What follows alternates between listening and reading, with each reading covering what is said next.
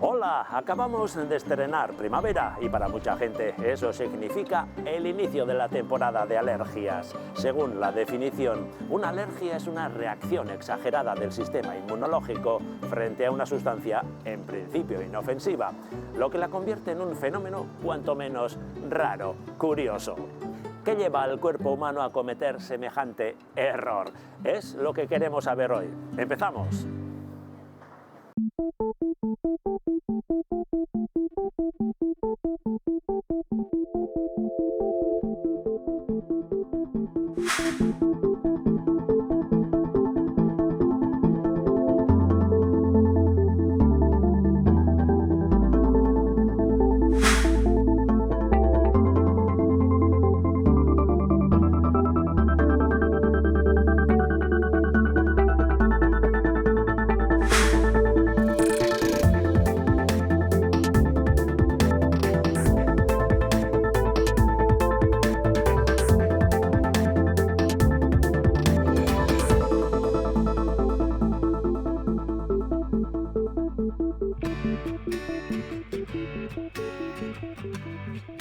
Las alergias afectan cada vez a más personas y son más severas.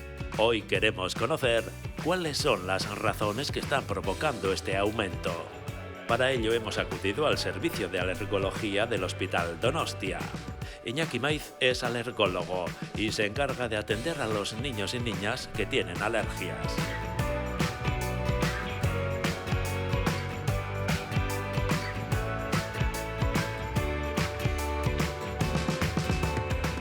Kaixo Iñaki, los datos que acabamos de oír son contundentes, ¿no? Las alergias han aumentado muchísimo y para 2050 la mitad de la población tendrá algún tipo de alergia, ¿no?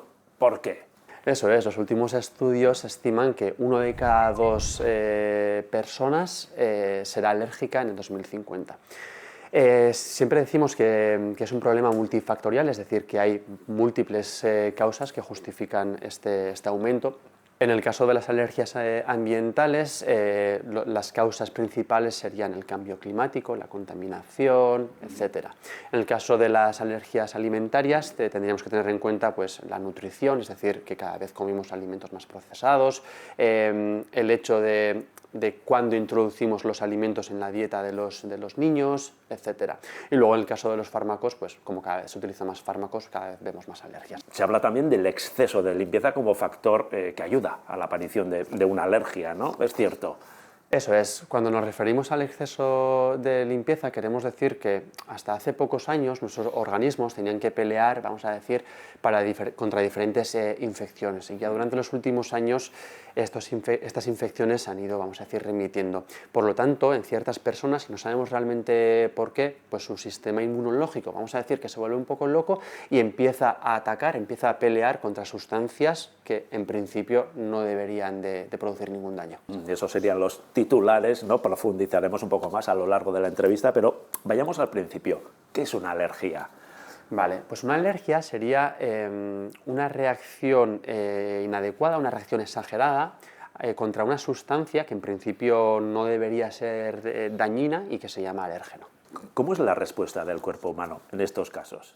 Siempre decimos que la alergia se produce como en 2 pasos. Después del primer contacto con un alérgeno, es la fase de sensibilización, vamos a decir.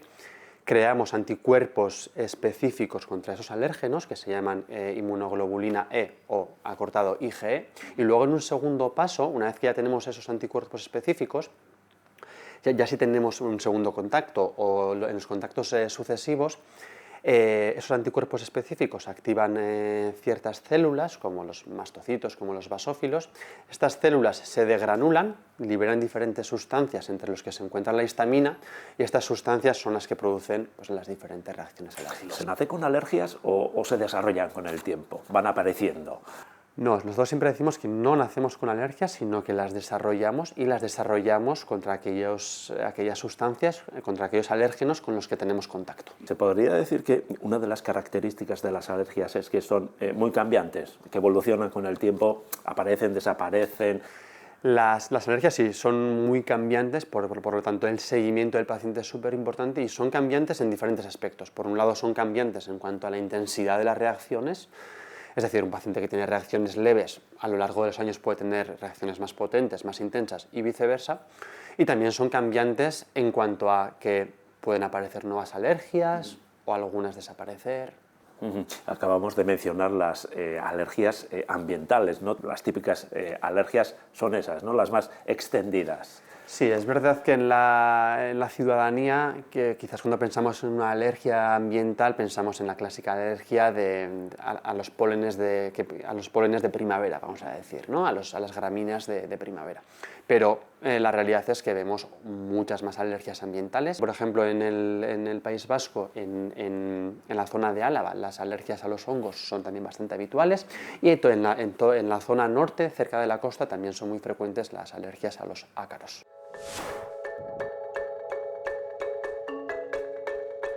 Al formar parte del entorno humano, los diversos tipos de polen y los ácaros han sido unos de los principales causantes de las alergias.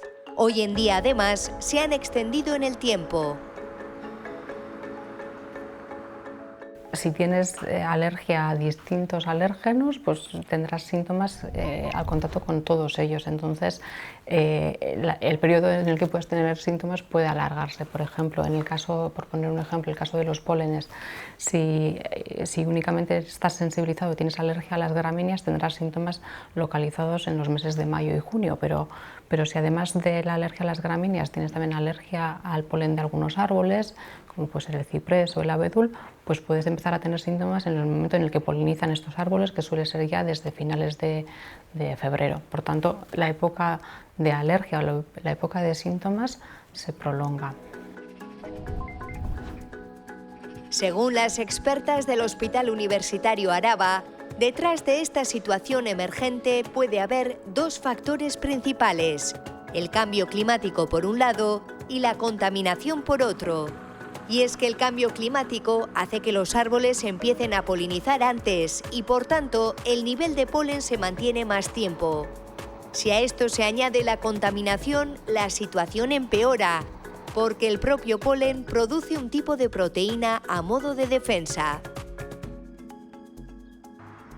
Los granos de polen se vuelven más agresivos después de haber estado en contacto con distintos contaminantes, generan proteínas de defensa en su superficie, se convierte en un polen más agresivo para las vías respiratorias y produce, por tanto, pues una sintomatología alérgica más grave. En los últimos años se han realizado diversos estudios sobre el binomio polución-polen, que han derivado en al menos un par de conclusiones claras. Una, que el polen es más perjudicial en las ciudades y en los lugares donde hay contaminación. Dos, que las alergias que se dan en las ciudades son diferentes a las que se producen en entornos menos contaminados. En los últimos años también han aparecido alergias provocadas por la subida de las temperaturas y la humedad. En las zonas más costeras predominan más los ácaros, en el interior más el polen y también últimamente también vemos casos de alergia a esporas de hongos como la alternaria. Como el nivel de polen ha aumentado y la presencia de ácaros no ha disminuido, cada vez son más los pacientes polisensibilizados que atienden en el hospital, es decir, personas que tienen alergia a más de una sustancia. Esta situación ha complicado tanto el diagnóstico como el tratamiento. El diagnóstico de las alergias se basa principalmente en los síntomas. Se mira sobre todo a la historia clínica, analizando la época del año en la que se producen los síntomas. Y sopla fuerte, fuerte, fuerte, sopla, sopla, sopla, sopla, sopla, sopla, sopla. Luego se hacen pruebas alérgicas, normalmente en la piel del antebrazo. Se colocan gotas de diferentes alérgenos y se realizan unas pequeñas punciones para que penetren en la piel. Al cabo de un cuarto de hora, observan la reacción. A las pruebas de la piel se añaden los análisis de sangre en los que se mide el grado de alergia del paciente a los diferentes alérgenos. También utilizan aquí el diagnóstico molecular. Y en los últimos años tenemos la posibilidad de ir afinar un poco más y determinar un poco a qué proteína del gato, a qué proteína del polen es alérgica la persona, y en función de eso, teniendo un diagnóstico mucho más concreto, mucho más exacto, pues dirigimos las recomendaciones que hay que dar y el tratamiento de una manera más personalizada. El diagnóstico molecular se realiza midiendo la IgE en sangre, una proteína que reacciona ante alérgenos y parásitos. A través de esta medición se sabe a qué sustancia concreta es alérgica una persona. Una vez identificada la alergia, se aborda el tratamiento. Los tratamientos más conocidos son los sintomáticos: colirios para el enrojecimiento de los ojos, sprays antiinflamatorios nasales, antihistamínicos e inhaladores para el asma provocada por la alergia. En este hospital de Álava, sin embargo, se está trabajando con otro tratamiento que va más allá de suavizar el efecto de los síntomas: la inmunoterapia, una vacuna contra la enfermedad alérgica. Son dosis repetidas de alérgeno que hacen que el paciente se vuelva tolerante frente a eso que tiene alergia y por tanto reaccione menos ante esa exposición, tenga menos síntomas. La parte positiva de este tratamiento es que, como modula la respuesta del sistema inmunológico, pues hace que después de cesar el tratamiento con la inmunoterapia se mantiene esa mejoría. La inmunoterapia es el único tratamiento que de momento puede curar la enfermedad alérgica y está siendo un procedimiento pionero. Eso sí, exige paciencia por parte del paciente porque requiere tomar la dosis de la vacuna una vez al mes, al menos durante 3 años. Iñaki, hablemos de alergias alimentarias que también existen, ¿no? ¿Cuáles son las más frecuentes? Pues diríamos que las alergias alimentarias más frecuentes, sobre todo en los primeros años de vida, serían la alergia a la leche de vaca, la alergia al huevo.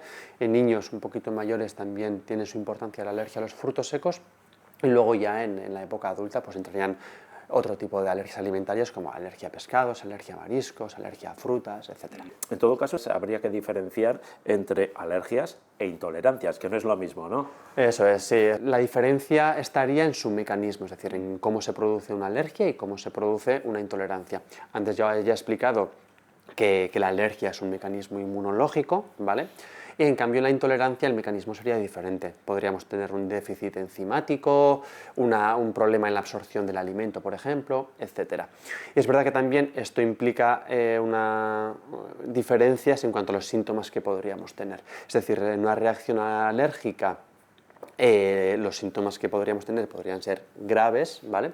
Y es verdad que los síntomas en una intolerancia pues sí que son muy incómodas y a veces muy crónicas, pero en principio no revisten mayor gravedad. Estamos hablando de contacto, de exposición. En el caso de las alergias alimentarias, exponer cuanto antes a las niñas y niños a esos alimentos alérgenos ayudaría un poco a que no apareciesen, no surgiesen esas alergias. Sí, sí. Durante los últimos años ha habido diversos estudios y en estos estudios se ha visto claramente que cuando introducimos en la dieta de las niñas y de los niños estos alimentos de forma precoz, hemos visto que este aumento de las alergias alimentarias se ha estancado un poquito. Y esto sí que ha implicado cambiar un poco las pautas. Y hoy en día las pautas son que estos alimentos alergénicos hay que introducirlos de forma precoz. En todo caso no es tan simple, ¿no? Esto va más allá de en qué época se introduce X alimento, ¿no?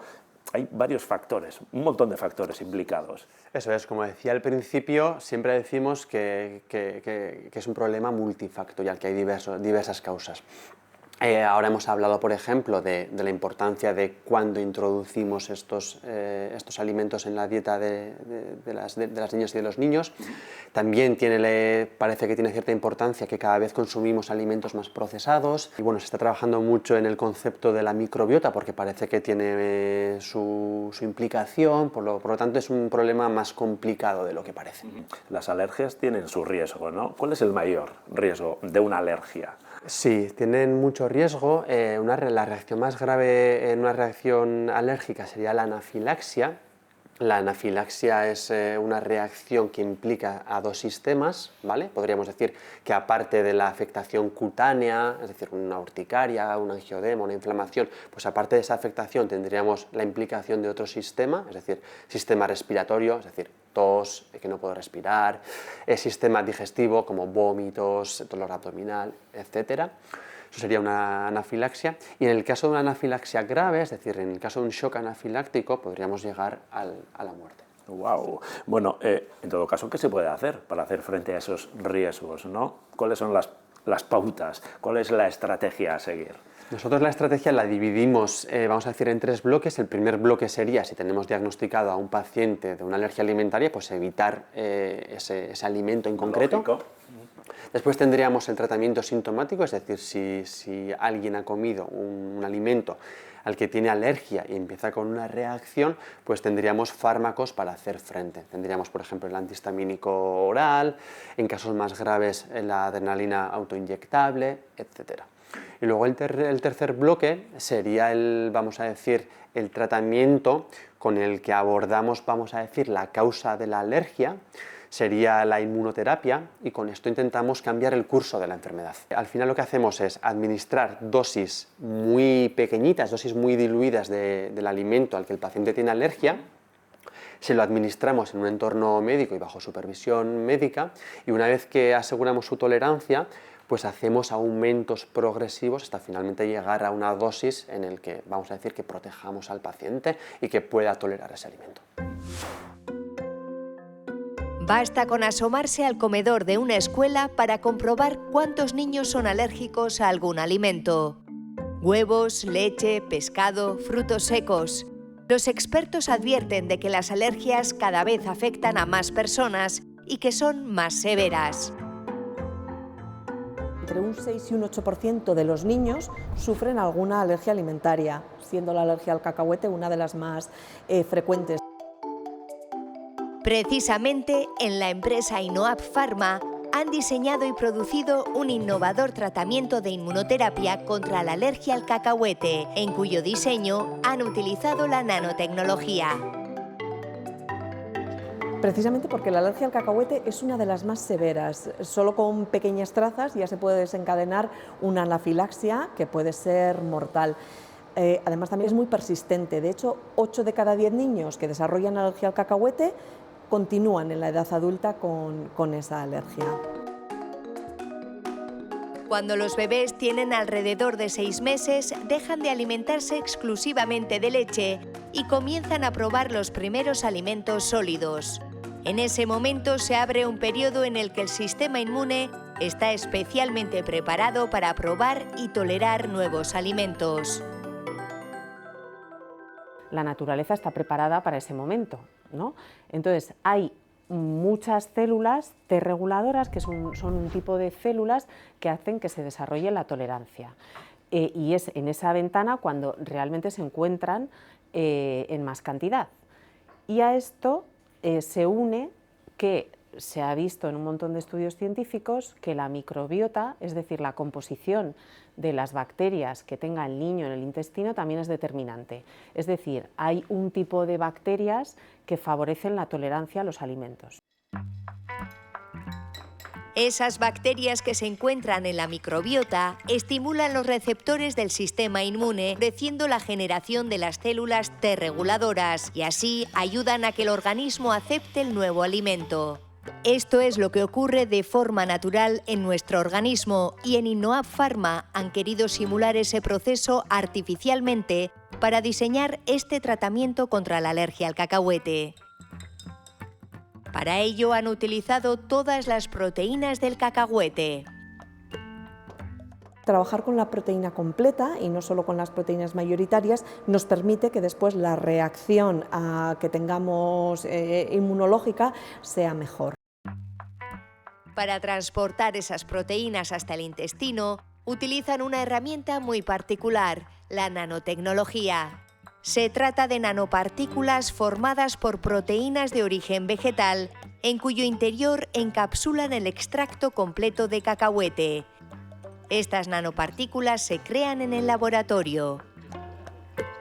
Son unas cápsulas que en su interior llevan la proteína alergénica que queremos administrar. Entonces, estas cápsulas se hacen de vehículo, tienen un tamaño de 200 nanómetros, administramos millones en una única dosis. Entonces, estas son capaces de ir hacia unas células específicas del tejido linfoide. Y las nanopartículas producen un estímulo similar al que produce la microbiota, de tal forma que vamos directos a las células del sistema inmune que se encargan de dar esa orden de que ese alérgeno tiene que ser bien tolerado por el organismo. La investigación que han llevado a cabo en el laboratorio para desarrollar este tratamiento ya ha llegado a su fin y ya han probado el fármaco en animales con éxito. El siguiente paso para validar un medicamento son las pruebas con humanos y ya se ha llevado a cabo la primera fase del ensayo clínico. El Hospital Universitario de Navarra y la Clínica Universidad de Navarra han trabajado en estrecha colaboración para realizar estas pruebas. Han testado el fármaco con 52 pacientes mayores de 12 años que son alérgicos al cacahuete. La fase 1 de un ensayo clínico, digamos que forma parte de todo el camino de la investigación. Es cuando por primera vez un producto que ha estado siendo estudiado durante muchos años en el laboratorio se considera seguro para llevarlo al humano. Pero claro, hay que evaluar si ese producto se tolera bien y en qué dosis nos movemos para que sea seguro para los pacientes. Es imprescindible tener la seguridad de que las personas que van a participar en el ensayo clínico son realmente alérgicas al cacahuete. Por ello se les expone al alérgeno para ver cómo responden. A continuación administran la dosis del fármaco. Han agrupado a los participantes en grupos de 8 personas y durante 2 semanas han administrado una dosis diferente del tratamiento a cada grupo. El objetivo de esta primera fase clínica es probar la seguridad del tratamiento y definir la dosis máxima tolerada por los participantes. En solo 2 semanas hemos encontrado cambios inmunológicos muy prometedores, ¿no? Pues hemos visto que aumentan ciertos anticuerpos que consideramos como protectores, que aumentan la actividad de ciertas células que llamamos reguladoras, colaboran en nuestro sistema inmune para que la respuesta sea la normal, la más fisiológica, en este caso, hablando de un alimento, pues que toleremos el alimento, ¿no? La primera fase del ensayo clínico ya ha llegado a su fin. Han conseguido definir la dosis máxima que toleran los pacientes, lo que les permitirá iniciar la segunda fase del ensayo. Podríamos soñar con conseguir con esta vacuna es educar al sistema inmunológico de nuevo para conseguir esa tolerancia que en un momento determinado se ha perdido. Así es que, ¿dónde está el techo de nuestro objetivo? Pues volver a recuperar la tolerancia. Si los ensayos clínicos dan buenos resultados, desde Inoap Pharma apuntan a que este mismo diseño de fármaco se podría probar encapsulando otro alérgeno y cabría pensar que valdría para hacer frente a más alergias alimentarias.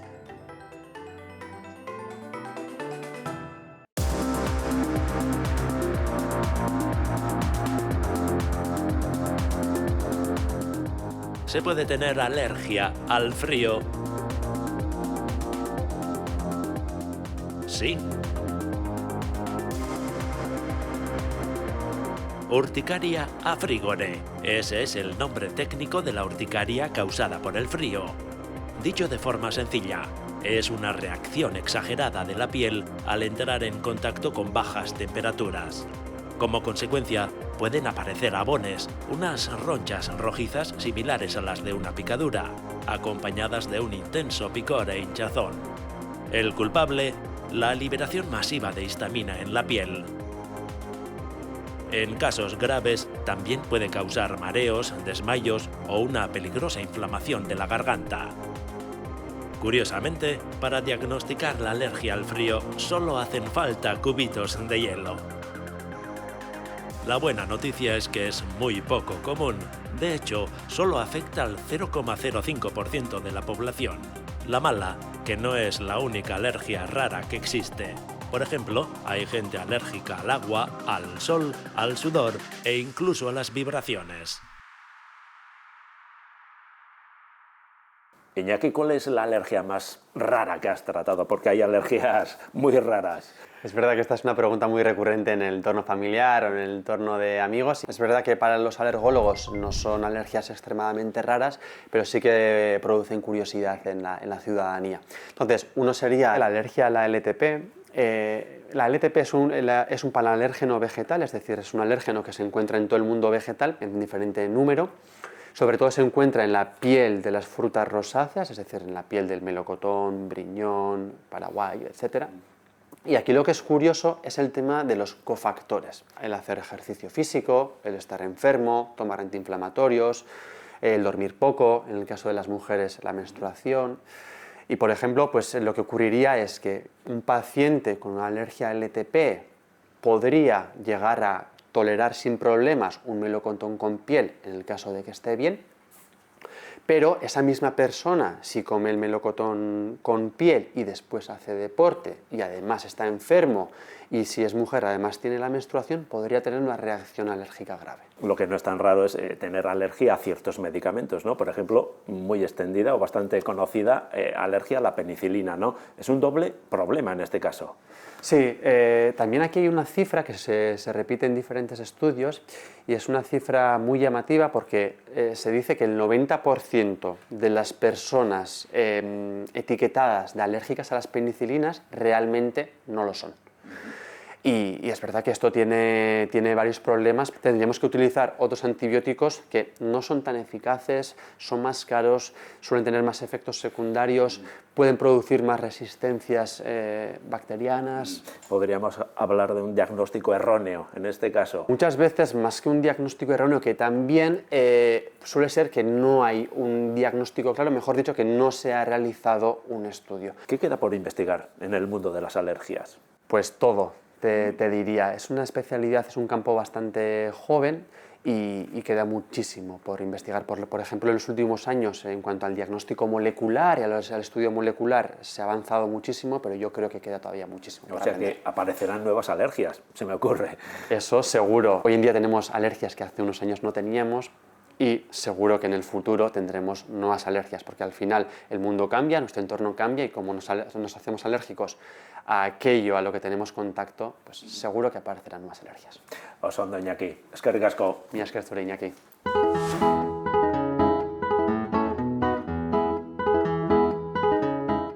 Para terminar, nos quedamos con este dato. En 2050, la mitad de la población padecerá algún tipo de alergia y por eso cerramos el programa con información práctica.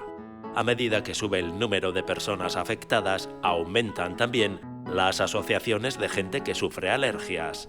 Estas son algunas de ellas: dermatitis atópica, asma, alergias alimentarias o las multialergias son algunas de las afecciones que aglutinan estas iniciativas populares. El objetivo suele ser, por un lado, concienciar a la sociedad y por otro, ofrecen ayuda y apoyo, aclaran dudas sobre nutrición y dietas en el caso de las alergias alimentarias, organizan cursos de formación. Apuntad estas direcciones, os pueden venir bien en el futuro o ahora mismo. Hasta la semana que viene. ¡Agur!